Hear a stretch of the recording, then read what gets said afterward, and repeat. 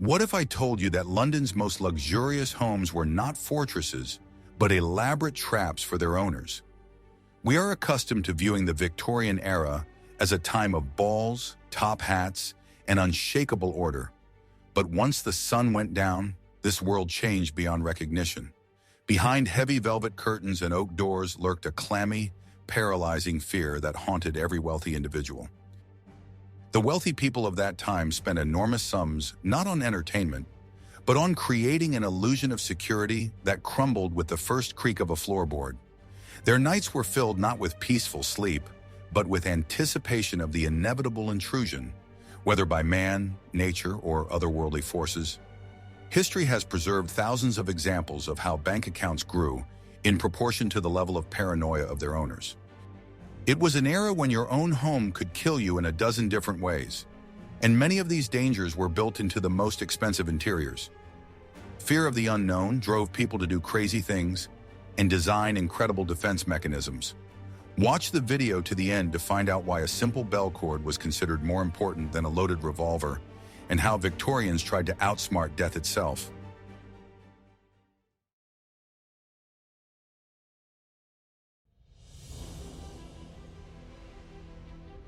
Are you ready to learn the truth about how the bedrooms of Victorian tycoons were actually arranged? The first thing that caught the eye in a wealthy home after dark was the transformation of the mansion into a besieged fortress with multi-level defenses. Property owners understood perfectly well that their wealth was a magnet for the criminal world, and they spared no expense in fortifying the perimeter. The windows on the first floors were closed not just with shutters, but with complex structures with internal steel rods that could not be sawed through from the outside. Every door in the house leading to the living quarters was equipped with massive bolts and chains, which were checked personally by the butler before going to bed. It was a ritual reminiscent of preparations for a military siege, where every crack had to be securely blocked. Particular attention was paid to safe rooms, where the family could take refuge if robbers did manage to break into the house. The walls of such rooms were often reinforced with additional brickwork or even metal sheets hidden under expensive wallpaper. Inside, there was always a supply of water, candles, and basic medicines, enough for several days of self-sufficient existence. Architects of that time made a fortune designing secret corridors that allowed the owner to leave the bedroom unnoticed and get out into the garden. But the most important element of protection was, of course, the locks, whose complexity and ingenuity amaze even modern engineers. Jeremiah Chubb's famous detector lock was designed so that when someone tried to open it, it locked tightly and could only be opened with a special key. This device not only protected the door, but also notified the owner that someone had tried to break in while he was away. Interestingly, many wealthy people did not trust even these mechanisms and preferred to barricade their bedroom doors with heavy furniture every night. In the mornings, servants had to wait until their master dismantled his nighttime fortifications before they could serve breakfast or hot water. Such a life of constant tension exhausted the nervous system, turning healthy men into neurotics. The fear of nighttime intrusions gave rise to a whole market for mechanical alarms based on a system of taut strings and bells. Thin strings were stretched across corridors and doorways at ankle height so that an uninvited guest would inevitably touch them. The ringing of such a bell in the middle of the night caused panic in the house, comparable to a fire alarm. Inventors offered increasingly sophisticated devices, including door handles that delivered electric shocks from galvanic batteries or rugs that concealed pneumatic sirens. Security product catalogs were thicker than Bibles and were in constant demand among high society.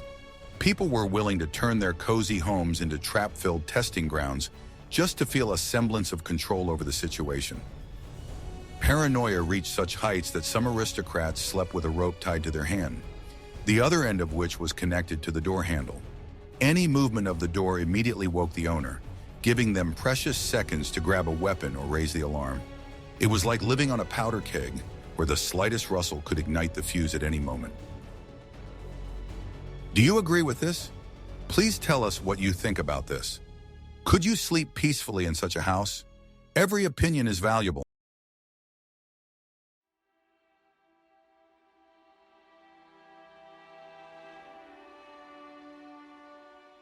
Are you ready to learn the truth that would make even the most steadfast residents of the Victorian era tremble?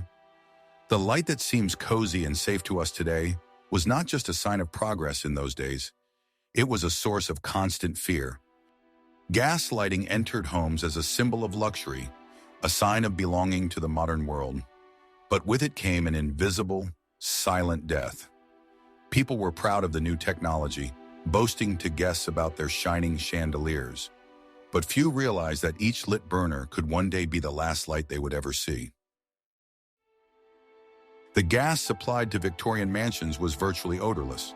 At that time, no one had yet thought of adding special substances to warn of leaks.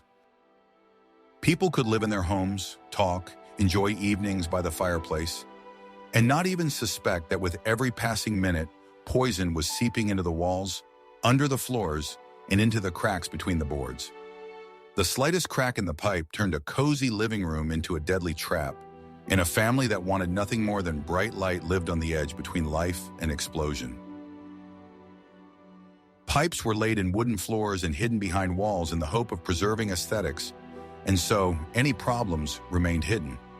Houses at that time often settled. Craftsmen used imperfect joints, and soldering cracked over time. Gas accumulated slowly and imperceptibly, filling voids and turning even the most respectable mansion into a bomb. All it took was one accidental movement, a spark from the fireplace, a lit candle, for the fire to instantly meet the accumulated gas. And then the walls flew out, the roofs flew into the air, and the residents died under the rubble, never understanding what caused their death. Newspapers regularly reported on new tragedies. The articles described houses that disappeared in a second, families found dead in their beds, not even having had time to wake up. But even more frightening than a sudden explosion was a slow, creeping death, poisoning by carbon monoxide and the products of combustion of cheap fuel. The symptoms were insidious: headaches, weakness, lethargy, strange visions, as if the person were going mad. Doctors sometimes threw up their hands, attributing it to nervous exhaustion, fashionable melancholy, when in fact the cause was gas that slowly destroyed bodies and minds. Bedrooms were especially dangerous. Rich people, afraid of night thieves, closed their windows tightly, turning the room into a death chamber. During the night, the air filled with poisonous gases, the concentration of which reached a critical point in the morning. In the morning, a person could be awakened by sudden pains, or they might not wake up at all. The natural clues were obvious. Flowers in such rooms wilted almost instantly, as if they had been watered with acid, and silver darkened overnight, which under normal conditions would have taken weeks. But people continued to burn fashionable gas horns, blocking their own path to salvation. The fear of the invisible threat was so great that many homeowners hired specially trained servants whose job was to check all the gas taps in the house in the evening. These people went from room to room, checking every lever and every pipe, but human error remained a terrible factor. One forgotten valve could cost the lives of the entire household, and the owners went to bed tormented by doubts. Had everything really been checked? Early analyzers appeared, bulky, unreliable, resembling alchemical devices. They were expensive, often gave false alarms, and caused more panic than they were useful. Some families bought them for fashion's sake, but rarely trusted them completely. Gas explosions in those years were so destructive that they knocked out windows in houses across the street, broke doors, and tore off roof tiles. Insurance companies, tired of paying compensation, began to include special clauses in their contracts, absolving themselves of responsibility for gas incidents. Homeowners were forced to spend huge amounts of money on replacing pipes, checking connections, and installing monitoring devices, but even this did not provide absolute protection. However, the danger was not only physical destruction. Gas lighting created a special atmosphere, as if the room had a life of its own. The burners hissed, the flames flickered, suddenly dimmed or flared brighter. Shadows danced in the corners, and rustling sounds seemed louder than they actually were.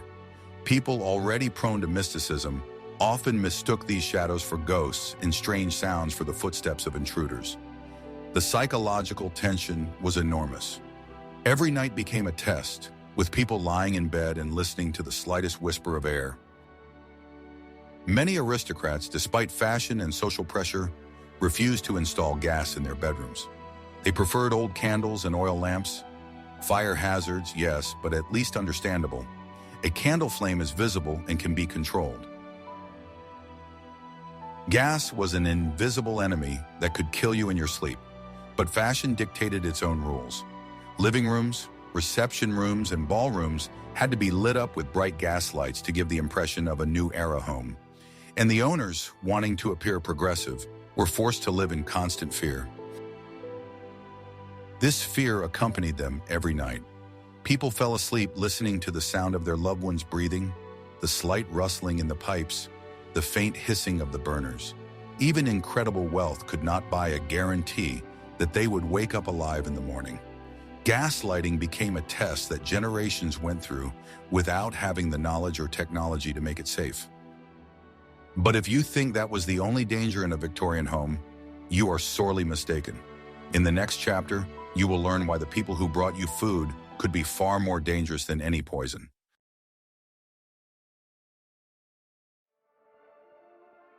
Want to know a secret that will change your perception of the loyalty of servants in wealthy homes of the past? The biggest nightmare of any wealthy Victorian was that the keys to his safety were in the hands of people he despised. The servants knew absolutely everything about the house, where the jewels were kept, when the owners slept, and which door creaked the least. This knowledge made butlers, footmen, and maids the perfect guides for London's professional thieves. Police reports from that era confirm that most major burglaries involved an insider from among the servants. The owners lived in the same house as potential traitors, trying not to notice their cold stares and whispers. Particularly frightening was the invisibility of servants, who could spend hours in a room without being noticed by their masters, who were busy with their own affairs. They heard secret conversations, saw where important documents were hidden, and knew the schedule of departures. This information was worth a fortune on the black market, often exceeding a footman's annual salary. To protect themselves, the wealthy developed complex systems to control their own staff, turning their homes into secure facilities. Servants were forbidden to receive guests, leave the house at night, or even lock the doors to their rooms. The butler was required to lock the junior staff in their wing every night so that no one could wander around the master's part of the house. However, the main problem was that servants often changed jobs, taking with them the plans and secrets of their previous employers. Letters of recommendation were forged with virtuoso skill, and an experienced thief could enter the house under the guise of a modest maid. Fear of strangers in the house forced ladies to hide the keys to their jewelry boxes under their pillows, which was extremely inconvenient. There was a whole industry of private detectives who specialized exclusively in checking the backgrounds of prospective servants. They traveled to the candidates' home villages, interviewed neighbors and former employers, trying to find even the slightest hint of dishonesty. But even the most thorough check could not guarantee that an honest person would not be bribed or intimidated by criminals later on. The relationship between the upper class and the lower class resembled a Cold War, where outward politeness hid mutual distrust and suspicion. Employers deliberately left marked coins in prominent places to test the honesty of new maids. If a coin disappeared, dismissal followed immediately, without the right to receive references, which meant starvation. There were frequent cases when offended servants took revenge on their employers, not by theft, but by small but dangerous acts of malice. Crushed glass sprinkled into food or spoiled medicines were a reality that was whispered about in living rooms. The rich were afraid to eat what was cooked in their own kitchens unless they were absolutely sure of the cook's loyalty. The nightmare was intensified by the realization that, in the event of a riot or attack, the servants always had the numerical advantage. Up to 30 people could work in a large mansion, while the owner's family consisted of 5 or 6. The thought that this army could one night come into the master's bedroom not with a tray, but with a knife was blood-curdling. If you like learning about the dark side of luxury living, don't forget to like this video.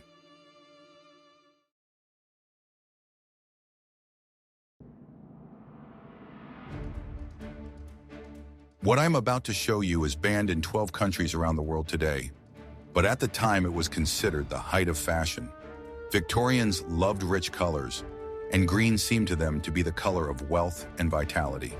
They decorated their bedrooms, living rooms, and even children's rooms with it, convinced that it made their homes fashionable and noble. No one suspected that beauty could hide a deadly threat, and certainly no one believed that fashion itself could kill. But that is exactly what happened.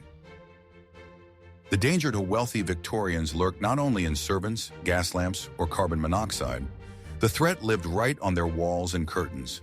An incredibly deep emerald shade called Schweinfurt green, or Sheila's green, came into fashion. This color was bright, saturated, almost unreal. It looked rich in any lighting. Aristocrats sought to have it in every corner of their homes. To achieve this mesmerizing shade, manufacturers used a pigment with a high arsenic content. Chemists knew it was poisonous, but no one expected it to be deadly in the home. Wallpaper, fabrics, and carpets were impregnated with a mixture that seemed completely safe. The problem began when moisture got on the walls. In Victorian England, dampness was the norm.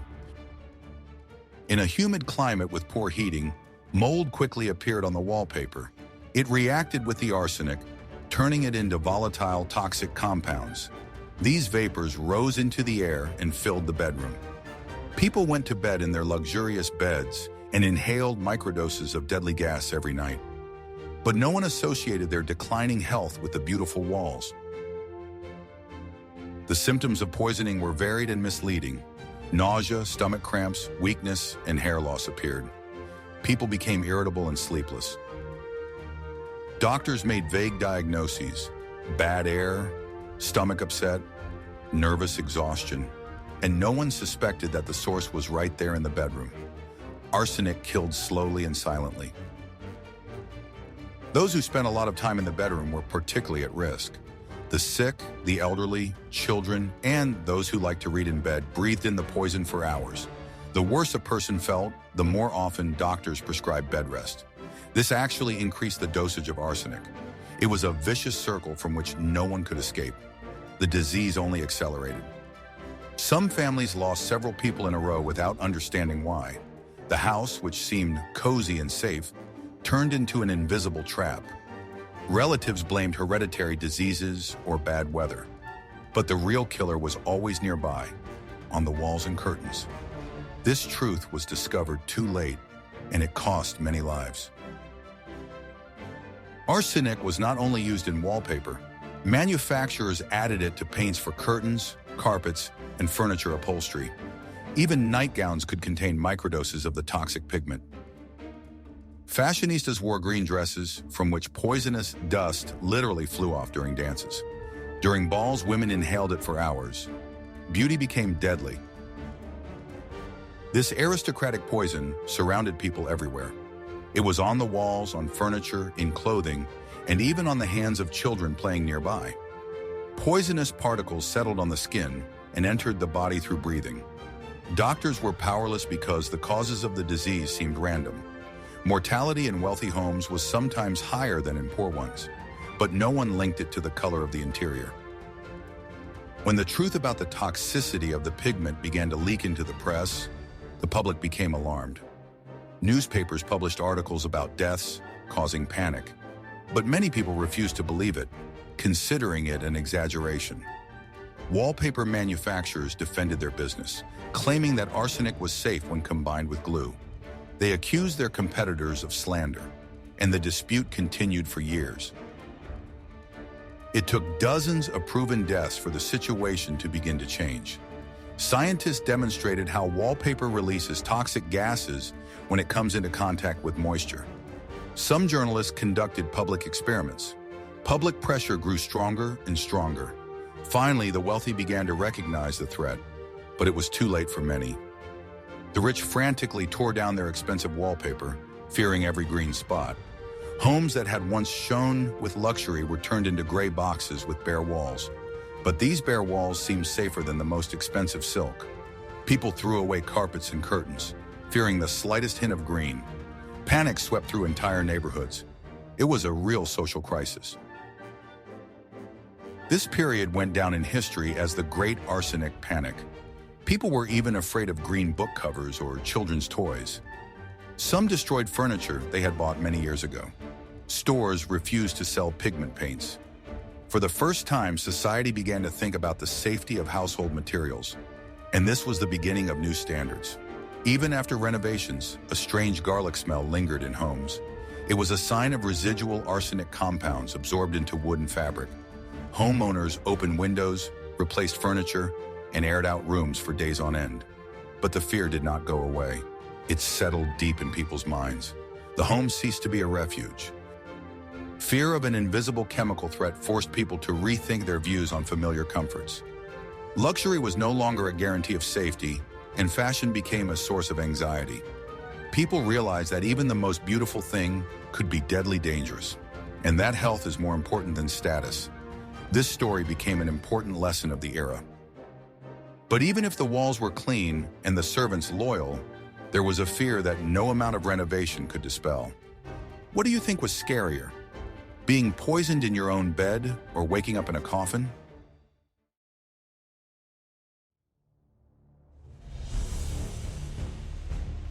The unusual layouts of Victorian mansions were often dictated not by aesthetics, but by the desire to create places to hide their most valuable possessions. Wealthy people lived with a constant feeling that they were being watched, which led them to turn their homes into labyrinths. Safes of that time, although heavy, were not yet considered completely reliable against experienced burglars with new tools. Therefore, real treasures, family diamonds, promissory notes, and compromising letters were hidden in secret compartments built into the structure of the house. Furniture makers created tables and desks with double bottoms, secret drawers, and mechanisms that opened only when a certain point was pressed. The knowledge of how to open such a hiding place was passed down from father to son and kept more closely than a state secret. Hollows were built into the walls of libraries and studies, disguised as bookshelves or wooden paneling. Sometimes, to access the hiding place, you had to turn a certain book or press the eye of an ancestor painted in a portrait. These details, which seem cinematic today, were a harsh necessity for people who did not trust banks. In addition to hiding places for belongings, secret passages were created for people to move unnoticed between rooms. This gave the owner an advantage. He could suddenly appear where he was not expected, checking on servants or household members. Such passages were also considered a means of escape in case of fire or attack, when the main staircases were cut off. However, the presence of secret spaces in the house also gave rise to new fears. What if a stranger was hiding there? The thought that a murderer or thief could be lurking in the voids between the walls disturbed many impressionable natures. The owners had to regularly check their own secret corridors, illuminating them with the flickering light of a candle. Architects often signed non-disclosure agreements when designing such elements, but rumors still spread throughout the city. If builders knew about the secret hiding places, the security of the house was automatically compromised even before construction was completed. Therefore, foreign craftsmen were often invited to install secret mechanisms, and they soon left the country. Sometimes the hiding places were so ingenious that after the sudden death of the owner, the heirs could not find them. There are known cases when, during the demolition of old Victorian houses, treasures were found in the walls that had been forgotten for 100 years. It was a kind of posthumous curse of paranoids, to hide so securely that no one could get the wealth. The psychology of living in a house full of secrets left its mark on the character of its inhabitants, making them secretive and suspicious. The house ceased to be just a dwelling and became a complex puzzle where every element could have a dual purpose. The existence of hiding places created the illusion of control, but in reality only reinforced the general atmosphere of mystery and anxiety.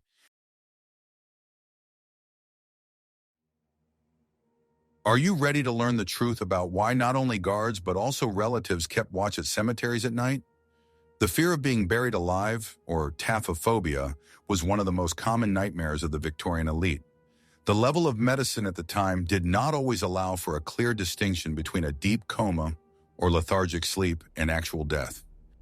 Stories of people waking up in their coffins and scratching the lid from the inside in agony were printed in newspapers with frightening regularity. Wealthy people, accustomed to controlling every aspect of their lives, were horrified by the thought of such a helpless and terrible demise. This fear gave rise to an entire industry of safe coffins, dozens of types of which were patented. The most popular design included a ventilation system and a mechanism for communicating with the outside world.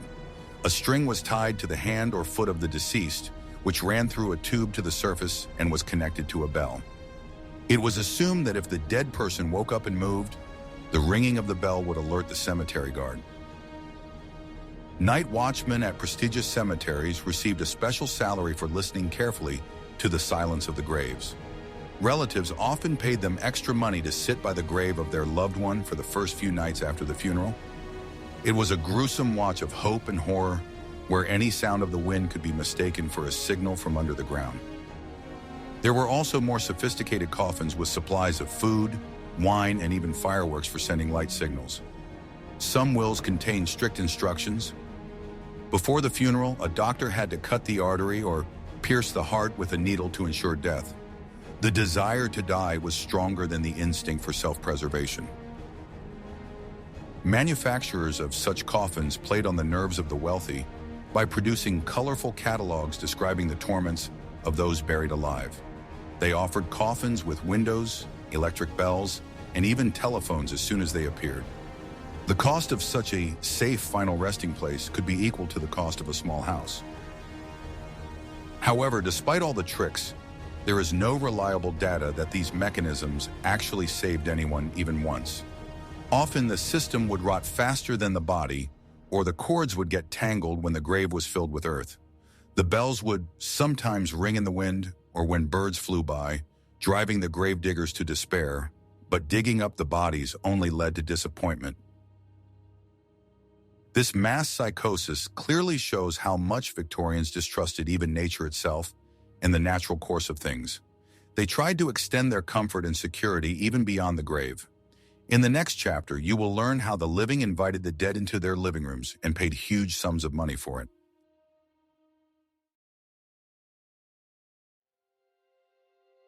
Spiritualism was not just entertainment, but a real epidemic that swept through the upper echelons of Victorian society. It penetrated the homes of aristocrats as deeply as gaslighting or fashionable engravings. People sought in it answers to questions that the science of the time could not yet provide. The loss of loved ones during wars, diseases, and epidemics pushed people to seek solace. This cultural phenomenon became a way to cope with the fear of death.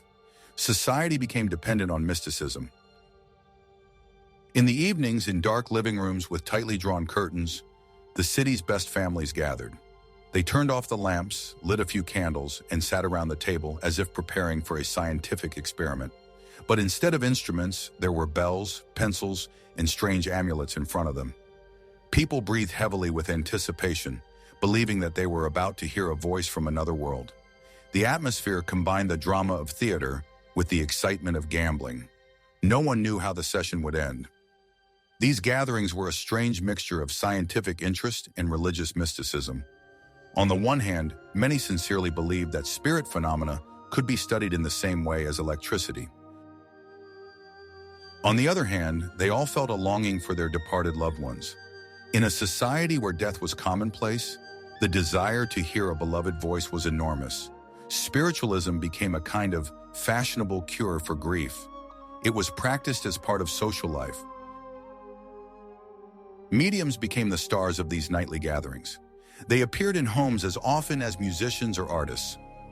Women with striking appearances and strong charisma were especially popular. Their presence alone created a sense of wonder. They promised to guide people across the border between worlds. This promise was more appealing than any performance. They claimed to be able to convey messages from deceased husbands, children, or parents. Their voices sounded soft, sometimes barely audible, as if they were truly intermediaries of an invisible force. Tables began to shake, objects swayed slightly, and participants clung to every detail. People heard what they wanted to hear. The rich paid huge sums of money for a few phrases that reminded them of their loved ones. These moments seemed like a blessing. However, behind this facade of wonder lay a cynical business. Mediums understood that they were working with people's most vulnerable feelings. They studied psychology so thoroughly that they could control the emotions of an entire room. Many learned the stories of their clients' families in advance. Information obtained from servants became their main tool. This is how the illusion of a miracle was created. Most mediums were skilled swindlers, although there were those who sincerely believed in their abilities. But fraudulent tricks were much more common. They used secret mechanisms, hidden pockets in their clothes, and special devices. Invisible threads made objects move. In the dark, everything seemed real. People were too emotional to notice the deception. The fear of ghosts was mixed with the desire to see them. People began to notice signs in the most ordinary phenomena. The knock of a branch on a window was perceived as a warning. The fall of a book was considered a message from the deceased. Even the strange behavior of a cat could cause panic. Such a house lived in constant tension. Ouija boards, tables, and numbers on pieces of paper became mandatory elements of a fashionable living room. They demonstrated the owner's adherence to modern intellectual trends. No one wanted to appear backward. Many families spent entire evenings trying to summon spirits. It became part of a cultural ritual. Even children learned these games.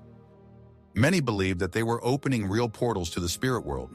They were convinced that not only beloved relatives could enter the house, but also evil entities. This added danger and excitement. The church condemned these practices, calling them communication with demons. But this only increased interest. The forbidden has always been attractive. Some participants in the seances lost touch with reality. Dark nights, fear, and anticipation of the supernatural wore down the nervous system. People began to sleep poorly and have strange dreams. There were cases when fascination with spiritualism led to insanity. Isolated tragedies became the subject of rumors and discussions. Society shuddered, but did not abandon the practice. Spiritualism was also used to resolve earthly matters. Some came not for comfort, but to ask for advice about a deal or inheritance. Mediums gained incredible influence. Their words could change the fate of an entire family, and many took advantage of this. Manipulation brought in huge amounts of money. The spirits advised where to invest capital, whom to trust, or whom to appoint as heir. This advice was beneficial to the mediums and their allies. Erroneous decisions were explained away as bad energy. Clients continued to believe, even when they suffered losses. Thus, mysticism became an instrument of control. Its danger was hidden in trust. Nightly vigils around the table drained the participants' health. They slept for only a few hours, nervously flinching at every rustle and waiting for new signs. Doctors of the time already spoke of neuroses caused by spiritualism. Some patients suffered from depression and hallucinations, but treatment rarely helped. People were too immersed in mysticism. Ultimately, the attempt to look beyond the veil brought more anxiety than comfort. People sought support but found only new fears. This fascination with mysticism coexisted perfectly with the pragmatic fear of losing very material values, which we will discuss further.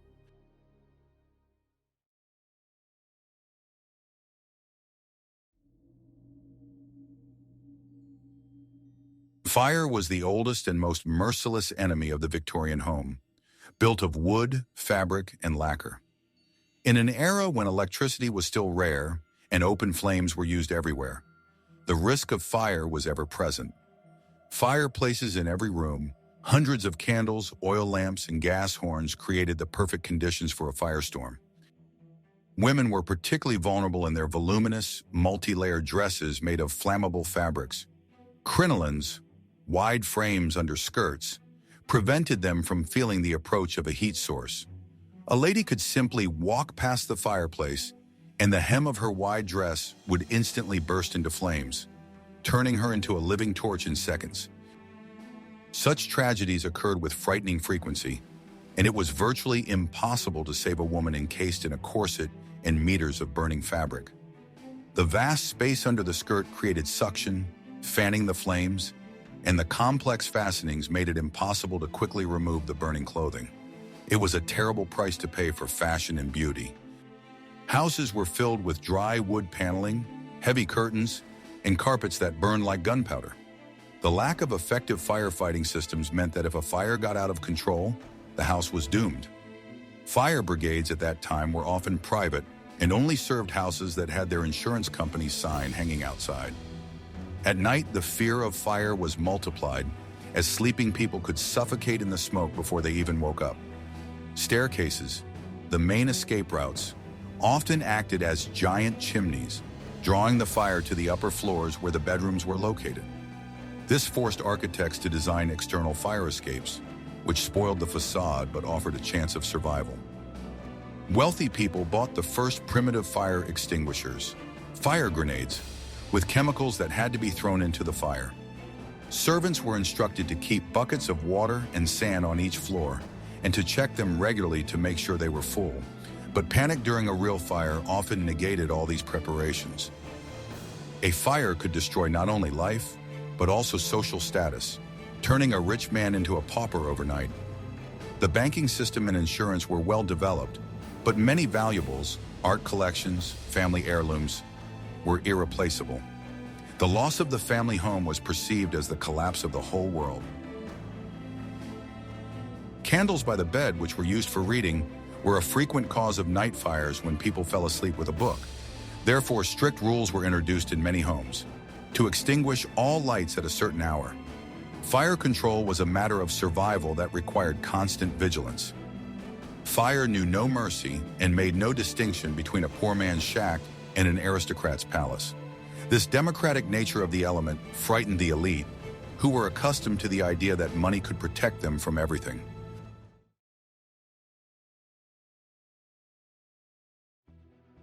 Relying on the police in those days was unreliable, especially when it came to protecting private property at night. The first police forces were small, poorly trained, and often corrupt. A patrolman with a gas lantern and a rattle could only scare off a petty thief, but was powerless against an organized gang. Therefore, wealthy neighborhoods hired private night watchmen, creating their own mini-armies to guard the neighborhoods. These men, often retired soldiers, patrolled the streets around the mansions, checking locks and windows. Their main task was to raise the alarm in case of danger, using whistles or the same rattles. However, the effectiveness of such guards often left much to be desired due to the human factor. On cold nights, they warmed themselves with alcohol, fell asleep at their posts, or colluded with criminals. The rich understood that they were paying for an illusion of security, but they simply had no alternative. Inside the house, the role of security was performed by footmen who took turns standing guard in the hall or corridors. They were issued weapons, batons, or even revolvers, but their ability to use them was questionable. A sleepy servant in the dark could easily mistake his master, who had gone downstairs to fetch water, for a robber, which led to tragedies. Dogs were considered more reliable guards, and fierce mastiffs or bulldogs were kept in the courtyards. But there was a problem here too. A dog could be poisoned or bribed in advance. Therefore, some owners kept dogs inside the house, which created dirt and inconvenience, but at least provided some guarantee of an alarm. The system for alerting the police was primitive. You had to run to the nearest police station or look for a constable on the street. By the time help arrived, the criminals had not only robbed the house, but also managed to escape. This created a sense of impunity among criminals and a feeling of defenselessness among victims.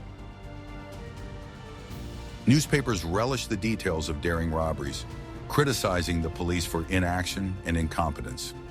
This created an atmosphere of distrust of the authorities and forced people to rely only on themselves.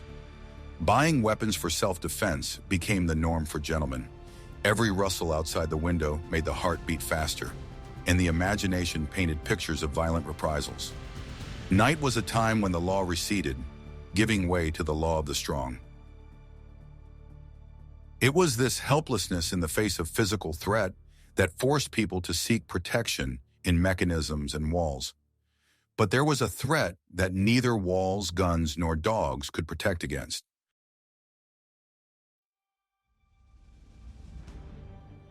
The quietest but most devastating nightmare for a Victorian was the loss of reputation. In a society with strict moral standards, any scandal was tantamount to social death. Blackmailers knew this and turned trading in other people's secrets into a lucrative and cruel business. Rich people feared not so much the loss of money as the disclosure of their secret vices or mistakes of youth. Love letters, indiscreet affairs, card debts, all these became weapons in the hands of extortionists. A letter demanding money, received with the evening mail, could cause months of sleepless nights. Blackmailers acted subtly, hinting that the information would end up in the newspapers or become known in the club. They did not break into the house through a window, but through the secrets that the owners tried to hide. Often, blackmailers were former lovers or servants who knew too much. The law at that time was harsh on homosexuals and adulterers, so victims of blackmail could not go to the police. They had to pay again and again, gradually going bankrupt and falling into despair. It was a slow bloodletting that often ended in suicide disguised as an accident. The law at that time was harsh on homosexuals and adulterers, so victims of blackmail could not go to the police. They had to pay again and again, gradually going bankrupt and falling into despair. It was a slow bloodletting that often ended in suicide disguised as an accident. Blackmail was called the tax on hypocrisy, and the Victorian era provided fertile ground for it. The stricter the outward appearances, the dirtier the secrets hidden behind closed doors. Extortionists were a kind of forest rangers, finding weak spots in the armor of respectability. It was almost impossible to protect oneself from blackmail except by leading the life of a saint, which only a few managed to do. Even innocent correspondence could be misinterpreted and used for attack. People were afraid of their own shadows and their own words spoken in a moment of candor. This fear was intangible, but it destroyed lives more effectively than any fire or disease. A person could keep their gold and health, but lose their name, becoming an outcast in their own circle. For a Victorian gentleman, this was worse than physical death. In the end, wealth did not bring freedom, but only imposed new chains of fear and obligations. Night was a time when these chains were felt particularly acutely, weighing heavily on the chest with the burden of unspoken secrets. We have seen that behind the glittering facade of the Victorian era lay a world of deep anxiety and constant tension. Money could buy mahogany and velvet, but it could not buy peaceful sleep. The wealthy of that era were hostages to their status, their homes, and their prejudices. They built fortresses that became prisons and surrounded themselves with servants they feared. Their nights were filled with struggles against real and imagined demons, from burglars to ghosts. The irony is that many of their defenses, from poisonous wallpaper to gas pipes, were more dangerous than the threats themselves. The history of these fears teaches us that security is not so much about the thickness of walls as it is about state of mind. What do you think are some modern fears of wealthy people that are similar to those we discussed today? Suggest topics for future videos you would like to see on our channel in the comments. And don't forget to subscribe so you don't miss out on new investigations into the mysteries of the past.